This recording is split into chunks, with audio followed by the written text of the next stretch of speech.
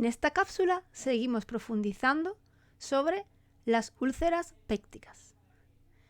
Recordamos que son una erosión que se produce en la mucosa tanto del estómago como del duodeno. En la cápsula anterior vimos las úlceras pépticas producidas por el agente infeccioso Helicobacter pylori. Y en esta cápsula veremos las úlceras producidas por un fármaco.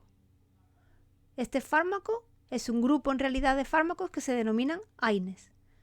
Son antiinflamatorios no esteroideos y entre ellos podemos ver el ibuprofeno, que es su representante más característico, aunque también tenemos la aspirina y el diclofenaco. Todos ellos se toman para evitar el dolor. ¿Y cuál es el mecanismo farmacológico de estos fármacos, de estos antiinflamatorios? Bueno, pues la acción farmacológica actúa sobre una reacción que convierte el ácido araquidónico en prostaglandina. El ácido araquidónico es un precursor que da lugar, mediante una reacción enzimática, a la prostaglandina. Los AINES lo que hacen es inhibir esta reacción, por tanto, inhiben la producción de prostaglandina y bajan drásticamente su nivel. La prostaglandina es un mediador celular que tiene muchos efectos sobre el organismo. Entre ellos tenemos la estimulación de los receptores del dolor, por eso se toman los AINES cuando hay procesos dolorosos, y por otro lado está la regulación del flujo sanguíneo. Pero como ya digo, hay otros muchos efectos que tienen las prostaglandinas que algunos los vamos a ver a continuación. Bueno, pues ahora tenemos que relacionar estos efectos, este efecto farmacológico de los AINES con la producción de la úlcera péptica. ¿Cómo afecta el tomar AINES a que la persona tenga más riesgos de desarrollar una úlcera péptica? Bueno, pues para eso, lo primero que vamos a profundizar un poco sobre las barreras protectoras de la mucosa gástrica, porque en esa barrera protectora van a actuar los AINES. La barrera protectora de la mucosa gástrica ya en parte la hemos visto en la cápsula anterior. Tiene varios elementos y su función básicamente es proteger el epitelio gástrico del ambiente ácido del estómago. Los primeros elementos que componen esta barrera protectora son elementos preepiteliales. Se encuentran fuera de la célula, fuera de ese epitelio de la mucosa gástrica. Tenemos el moco. El moco es el primer elemento. El moco es una sustancia mucilaginosa que secretan las células del epitelio y que forman una barrera física gelatinosa que protege físicamente la mucosa del ácido. El otro elemento es el bicarbonato. También está producido por las células del epitelio gástrico y lo que hacen es basificar, hacer menos ácido esta barrera de moco. De hecho, crea un gradiente de más básico cerca de la célula a menos básico ya fuera de las células.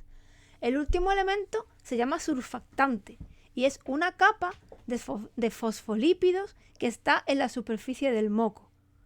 Esta capa de fosfolípidos situada en la superficie del moco lo que hace es crear un ambiente o una barrera aún más hidrofóbica y proteger, aislar la superficie del moco del ambiente exterior que está lleno de iones H+, de hidrogeniones, que son los que le dan ese carácter ácido al ambiente del interior del estómago.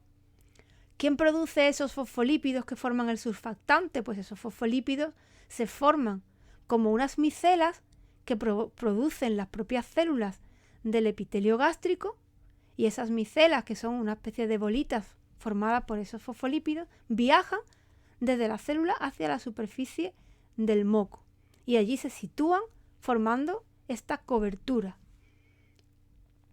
El segundo elemento de la barrera protectora de la mucosa gástrica es un conjunto de ellos que están dentro de las células, los elementos epiteliales.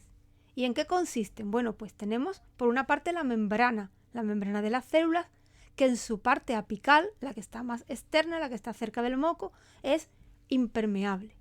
Por otra parte, tenemos las uniones celulares, esas uniones que ya hemos estudiado, uniones oclusivas, que impiden que se transporten, que se filtren sustancias en el espacio intercelular. Y por otra parte, tenemos la renovación de las células. Esta renovación es muy rápida, de tal manera que las células siempre son muy nuevas, muy jóvenes y tienen esa capacidad de producir todos esos productos y todos esos procesos protectores. Por último, tenemos los elementos posepiteliales. Los elementos posepiteliales están bajo el epitelio y son básicamente el flujo sanguíneo que alimenta y que irriga todas esas células epiteliales de la mucosa. El flujo sanguíneo le aporta oxígeno a esas células y ese oxígeno, esa buena oxigenación, hace posible que las células lleven a cabo todos estos procesos que proporcionan esa barrera de protección.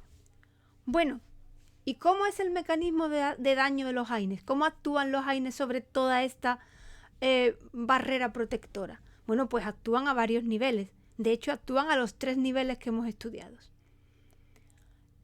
El primer nivel de actuación de los AINES es el nivel de preepitelial, de los elementos preepiteliales.